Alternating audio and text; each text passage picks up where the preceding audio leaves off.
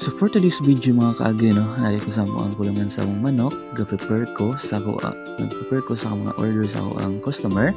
Nag-order din akong customer of 4 ka bai and then 1 ka laki no.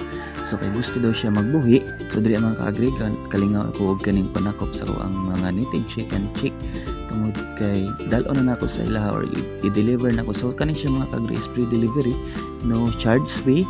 So man ni siya mga kaagri no, kalingaw kita og dakop. So kato siya is laki to siya mga kaagri. Then diri na pud nga part mga kaagri.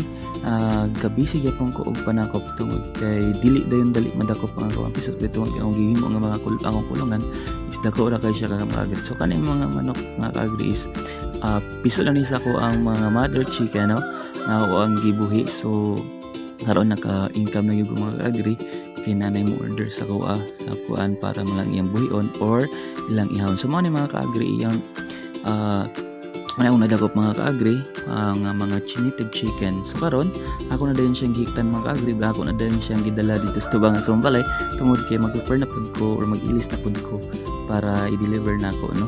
So dira mga kaagri mabaktas na ko paingon sa mo ang tubangan sa balay tungod kay dito na ko ibutang sa kay mag-ilis. So dira mga kaagri nakahuman ako kay ilis no, nag-prepare na lang dayon ko sa ang motor para may ako ang gamiton pag-deliver no, nga ako ang XRM 125 mga kaagri no.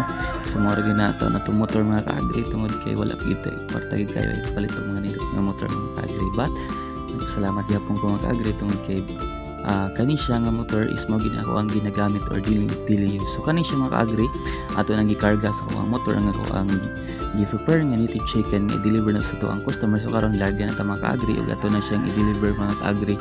So dili mga kaagri no, paggawas sa kalsada no, ongoing na din tayo sa ako ang mga kaagri. So passport. So mo na siya mga kaagri. So fast forward na din ta mga kaagri. So na din ta sa highway mga kaagri no.